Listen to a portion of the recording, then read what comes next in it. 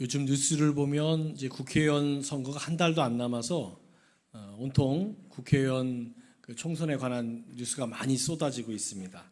시간이 갈수록 정당 간의 경쟁이 치열해지는데요. 치열한 건 당연하지요.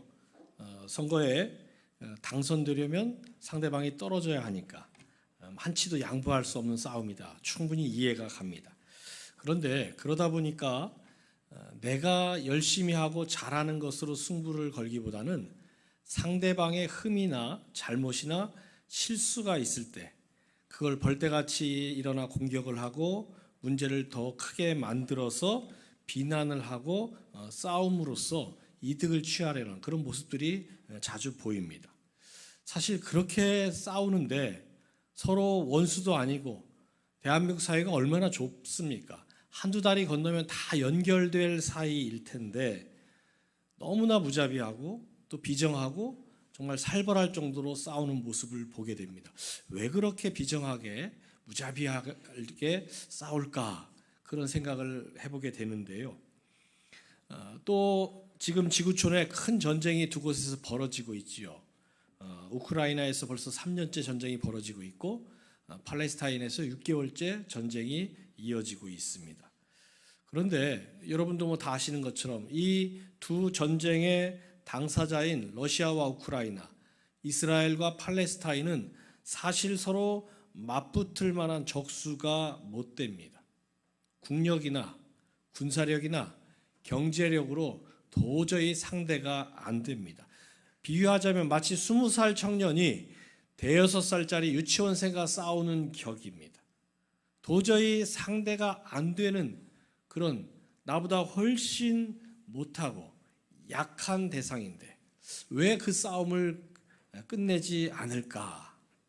그런 생각을 해보게 됩니다. 저는 선거 전문가도 아니고 또 군사 전문가도 아닙니다.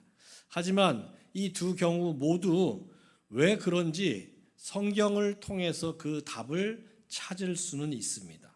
바로 상대에 대한 긍휼함이 없기 때문입니다. 긍휼함이 없으면 국가든 정치 세력간이든 또는 개인 대 개인이든 서로 원수처럼 대할 수밖에 없습니다. 왜 서로 미워하고 싸우고 원수가 됩니까?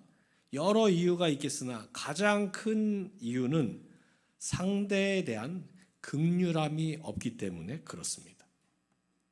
그래서 선거를 앞두고 정치 판에서 벌어지는 모습을 봐도 물론 흠도 있고 잘못도 있고 문제도 있는데 그 문제, 그 흠만 공격하는 것이 아니라 사람까지 공격을 하지요. 물론 정치라는 게 메시지보다 메신저를 공격하는 게 훨씬 더 효과가 있다.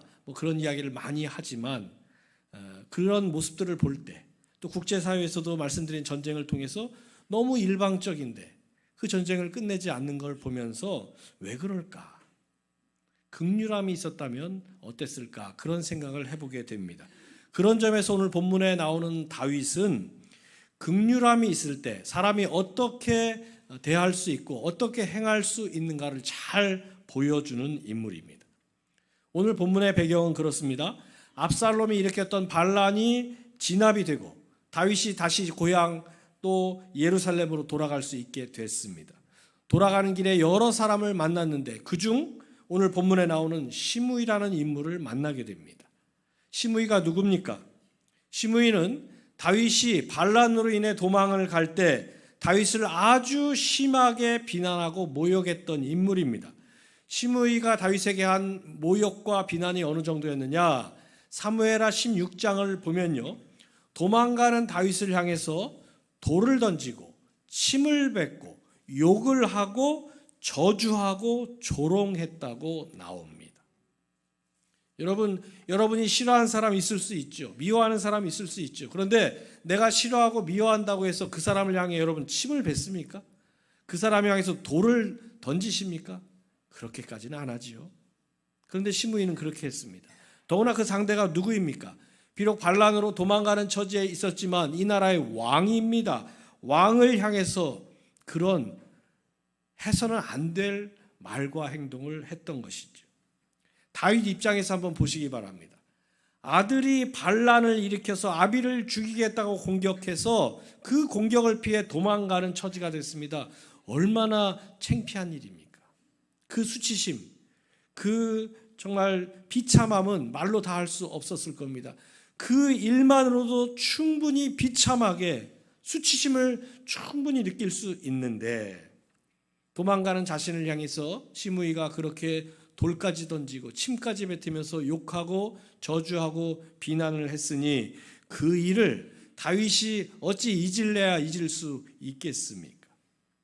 시므이도 자신이 다윗에게 한 말과 행동이 얼마나 심각한 것인지 잘 알고 있었습니다. 그래서 다윗이 돌아온다는 소식을 듣게 되자 다윗에게 달려가서 엎드려 용서를 구합니다. 그런데 용서를 구하는 모습이 저는 오늘 말씀을 읽으면서 참 뻔뻔하다 그런 생각을 해봤습니다.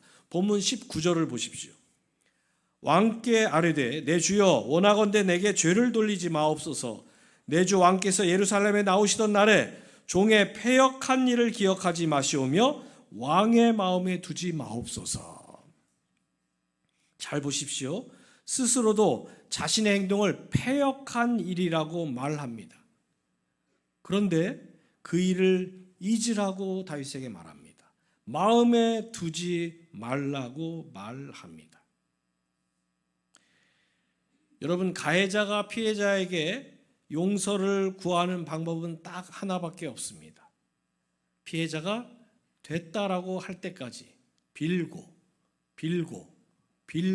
또 비는 것입니다.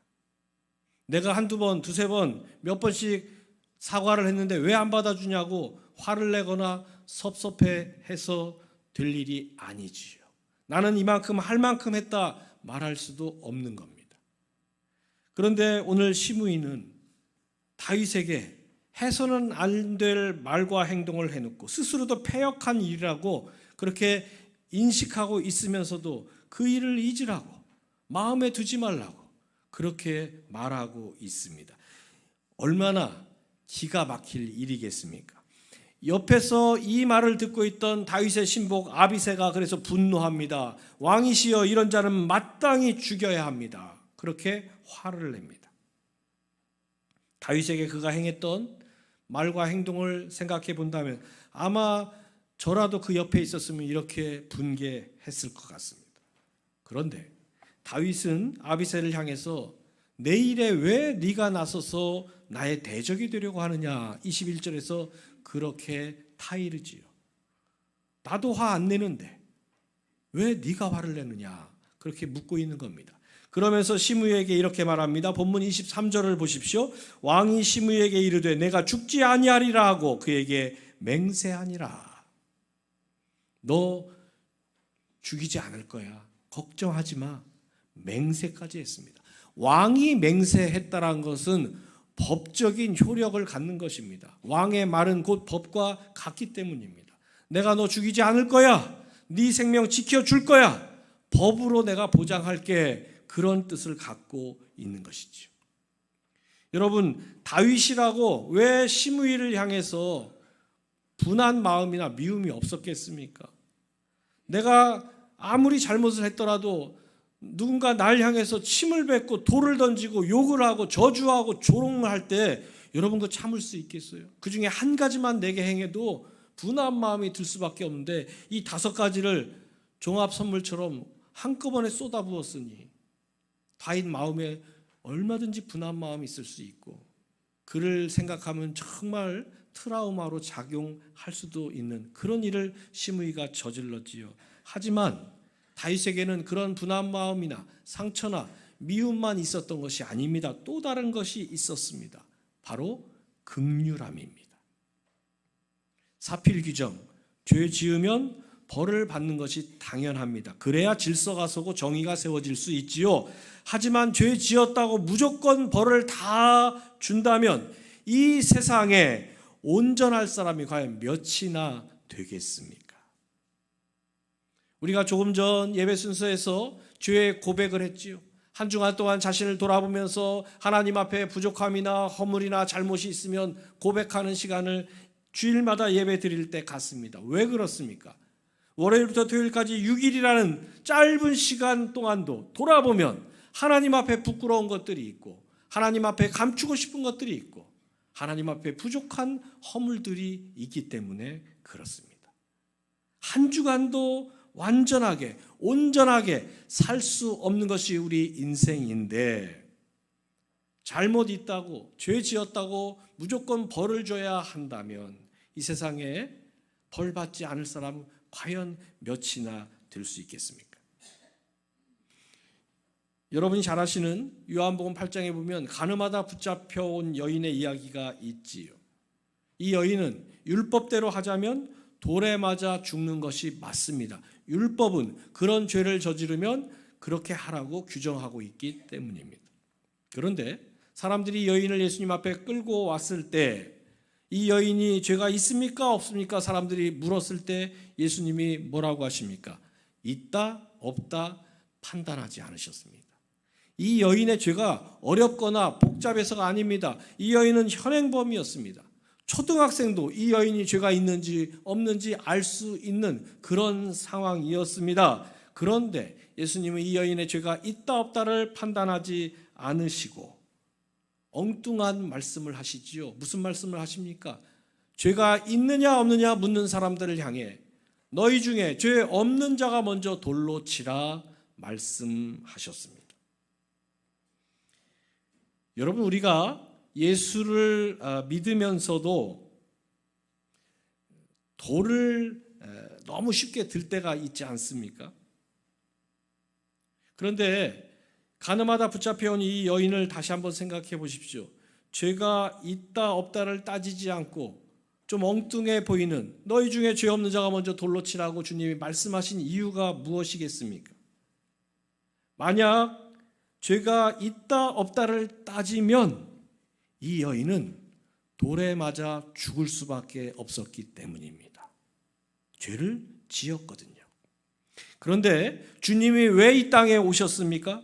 주님은 심판하시기 위해서 이 땅에 오신 것이 아니라 죄인들을 살리시기 위해 이 땅에 오셨습니다. 그리고 그 살리시는 일을 감당하기 위해서 십자가를 대신 짊어지셨습니다. 그래서 이 간음하다 붙잡힌 여인을 향해서 죄가 있다 없다 판단하지 않으시고 너희 중에 죄 없는 자가 먼저 돌로 치라고 말씀하신 것입니다. 그런데 예수를 믿는 우리들은 돌을 드는 그 일을 생각보다 쉽게 할 때가 많이 있습니다. 왜 그럴까요? 왜 우리는 함부로 돌을 들고 너무 쉽게 돌을 들까요? 심의 앞에서 다윗에게 있었던 마음, 또 간음한 여인 앞에서 예수님이 보여주셨던 그 마음이 우리에게 부족하기 때문입니다. 어떤 마음입니까? 긍휼하게 여기는 마음입니다.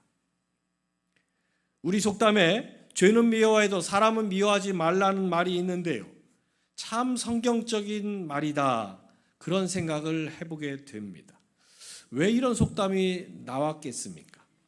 많은 사람들이 죄도 미워하고 사람도 같이 미워하기 때문입니다. 그런데 여러분, 죄를 미워하면 사람도 미워할 수 있는 것 아니냐? 이걸 당연한 것으로 여기면 안 됩니다. 이걸 당연하게 여기면 혐오와 증오가 생겨나기 때문입니다. 그리고 혐오와 증오는 배제와 차별로 이어집니다. 배제와 차별은 개인 대 개인 간에도, 집단과 집단 간에도, 국가와 국가 간에도 엄청난 문제를 가져옵니다. 하마스가 이스라엘 시민들을, 무고한 시민들을 공격해서 천수백 명을 죽이고 수백 명을 납치해 갔습니다. 그 과정을 보니까 어린아이들, 여성들, 노인들 가리지 않고 잔혹하게 살해를 했지요. 전 세계의 엄청난 비난을 받았습니다. 그 후에 어떤 일이 벌어졌습니까? 미국에서, 유럽에서 중동 사람들, 특히 팔레스타인 출신 사람들이 그 시민들로부터 공격을 당하고 폭행을 당하고 테러를 당했습니다. 이유는 딱 하나. 그 전쟁이 벌어진 하마스가 그런 끔찍한 일을 저지른 그 지역 출신이라는 이유만으로 그런 폭행과 테러를 당했습니다. 개인 대 개인 간만 그런 것이 아닙니다. 혐오와 증오는 집단과 집단 사이에서 또 민족과 민족 사이에서 엄청난 일을 벌이게 되는데요. 아프리카의 루안다는 1994년에 투치족과 후투족 간에 내전이 벌어져서 서로가 서로를 죽이는 그런 참극이 일어났는데 이 두 부족 사이에는 식민지 시절의 오랜 갈등과 원한이 있는 관계였습니다. 100일 동안 100만 명을 죽이는, 그것도 칼과 창 같은 아주 원시적인 흉기로 그 많은 사람들을 죽였습니다. 100년 동안이 아니라 100일 동안 100만 명이 죽는 그런 일이 일어났어요. 아프리카니까 뭐 그러지 않느냐. 예, 그러면 그 같은 시기에 저 유럽에서 일어난 일들을 보십시다. 그리스 위 이탈리아 옆에 있는 보스니아라는 곳에서 내전이 일어나서 세르비아계가 보스니아 시민들 30만여 명을 한 2년에 걸쳐 학살을 하지요. 그리고 수만 명의 보스니아 여성들을 강제로 의도적으로 집단 강간을 벌입니다. 인류 문명사에서 너무나 수치스럽고 비극적인 일이 오래전 일도 아니라 불과 30년 가장 문명이 발달했다고 하는 유럽 대륙에서 벌어졌습니다. 그래도 우리는 괜찮지 않을까요? 우리 역사를 돌아보시면 기독교인들이 북한 지역에서 공산 세력의 탄압을 받고 핍박을 받은 것은 잘 아실 겁니다. 6.25 전쟁이 벌어지고 공산군이 밀려왔다가 다시 공산군이 후퇴하면서 이북 지역이 수복이 됐지요. 그때 황해도 신천에서 일부 기독교인들에 의해서 공산주의 가담자들, 북한군 관련된 사람들이 집단으로 학살당하는, 보복을 하는 그런 일이 벌어졌어요. 기독교인들이. 그걸 흔히 말하는 황해도 신천 학살 사건이라고 역사가 부르고 있는데요. 예수 믿는 사람들도 이 문제에서 자유롭지 않습니다. 그래서 오늘 지금 말씀드린 가늠하다 붙잡혀온 여인을 통해서 주님이 우리에게 가르쳐 주시는 것은 죄와 사람을 분리할 줄 알아야 한다는 것입니다. 주님은 가늠한 여인의 행위를 결코 옹호하지 않으셨습니다. 잘못한 것 분명 맞습니다. 그래서 성경을 보십시오. 그 여인을 향해 가서 다시는 죄 짓지 말라고 하셨습니다. 네가 한 행동은 죄 맞다. 그러니 그 죄에 다시 범하지 말라고 분명히 말씀하셨습니다. 그런데 주님은 죄와 사람을 분리하셨습니다. 그래서 죄 지은 그 사람을 돌로 치려는 사람들을 향해서 너희 중에 죄 없는 자가 먼저 돌로 치라고 하신 것입니다. 이렇게 말씀하신 이유는 죄는 미워하지만 사람은 긍휼하게 여기실 줄 알았기 때문입니다. 여러분, 세상이 갈수록 각박해진다고 많은 사람들이 말합니다. 전보다 훨씬 더 많이 배웠고, 전보다 훨씬 더 발전했고, 전보다 훨씬 더 경제적으로 풍요해졌는데 왜 세상이 갈수록 각박해진다고 말합니까?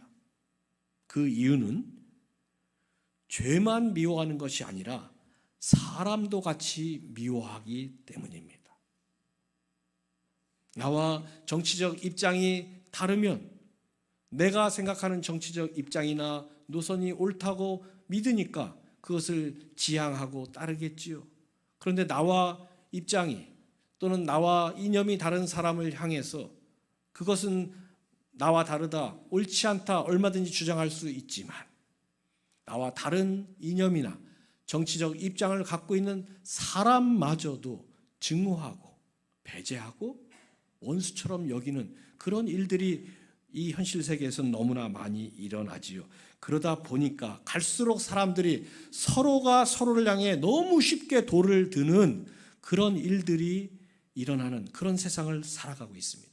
그런데 여러분, 오늘 이 시대는 돌 던지는 사람이 필요한 시대가 아닙니다. 혹 여러분 손에 돌이 쥐어져 있다면 주님이 이 돌 던지길 원하실까를 꼭 질문해 보시기 바랍니다. 여러분 아니어도 이 세상에 돌 던질 사람들은 너무나 많기 때문입니다. 오히려 오늘 이 시대는 돌을 함께 맞아줄 사람이 필요한 시대입니다. 그런데 많은 사람들이 돌을 던질 줄만 알았지 돌을 함께 맞아주려고는 하지 않습니다. 그래서 세상이 갈수록 각박해진다고 느끼는 것입니다. 그런데 우리 주님은 그렇게 하셨어요. 우리 주님은 가늠한 여인도 품어주셨고 사람들로부터 멸시와 조롱을 당하던 세리 삭개오도 끌어안으셨고 쫄딱 망해서 돌아온 탕자도 맞아주셨고 세리와 창기들에게도 친구가 돼 주셨습니다. 왜 그랬습니까? 그들이 문제가 없고 흠이 없고 잘못이 없어서가 아닙니다. 그들을 긍휼히 여기셨기 때문입니다. 사랑하는 성도 여러분, 긍휼함은 비유적으로 말씀드리면 비가 맞고 있는 사람을 향해서 너 왜 거기서 비 맞고 있냐라고 한심하다는 듯이 손가락질하는 것이 아니라 우산이 있으면 우산을 씌워주고 내게 우산이 없으면 함께 비를 맞아줄 수 있는 것, 그게 바로 긍휼함입니다. 그리고 이런 긍휼함이 있는 사람을 주님은 복 있는 사람이라고 하셨습니다. 왜 복 있는 사람입니까? 마태복음 5장 7절을 보십시오. 긍휼히 여기는 자는 복이 있나니 그들이 긍휼히 여김을 받을 것이며. 여러분, 심은 대로 거두는 것, 갈라디아서 6장의 말씀처럼 이 심은 대로 거두는 원리는 하나님의 창조 질서입니다. 그래서 내가 긍휼히 여기면 나도 긍휼히 여김을 받을 수 있습니다. 그런데 내가 긍휼히 여기지 않으니까 나도 긍휼히 여김을 받지 않고 서로를 향해 돌을 들려고 하는 것입니다. 그런데 오늘 다윗이 이 긍휼함에 대해서 아주 잘 보여주고 있습니다. 다윗은 이미 긍휼함의 경험이 있는 사람이었습니다. 우리아를 죽이고 그 아내 밧세바를 그가 차지했을 때 완전 범죄를 꿈꾸었지만 어느 날 나단 선지자가 찾아와서 그게 얼마나 심각한 죄인지 지적하지요. 그게 얼마나 심각한 죄인지 깨달은 다윗은 즉시 하나님 앞에 엎드려 밤새 눈물로 회개했습니다. 그리고 하나님은 그가 심각한 죄를 저질렀지만 그를 긍휼히 여기시고 용서해 주셨습니다. 그런 긍휼함을 경험했던 다윗이었기 때문에 오늘 시므이 왕의 권력으로 10번, 20번 죽여도 시원찮을 그런 엄청난 죄를 저지른 죄인이었지만 그를 긍휼히 여기고 살려 주었던 것입니다. 사순절을 보내고 있는 사랑하는 성도 여러분, 우리 주님은 저와 여러분을 긍휼히 여기셔서 십자가를 대신 지고 골고다에 오르셨습니다. 이 사순절에 우리 주님을 닮기 원하는 여러분 안에도 우리 주님처럼 긍휼함이 충만하실 수 있길 간절히 바랍니다. 그래서 여러분 주변에 간음하다 붙잡혀온 여인이 있을 때 당신 왜 간음했냐라고 여러분 궁금해하지 마시기 바랍니다. 강도 만난 이웃이 있을 때 왜 강도를 당했냐라고 묻지 마시기 바랍니다. 시므이 같은 사람이 있을 때 너 나 왜 조롱했느냐라고 따지지 마시기 바랍니다. 대신 그들의 문제와 그들의 허물과 그들의 부족함과 고통을 긍휼함으로 바라보시기 바랍니다. 긍휼함으로 바라보면 그렇게밖에 할 수 없는 그를 불쌍히 여기는 마음이 생겨납니다. 그래서 더 많이 이해하고 더 많이 용서하고 더 많이 포용하는 그런 사순절을 만들어 가시는 저와 여러분 되시길 주님의 이름으로 축원합니다.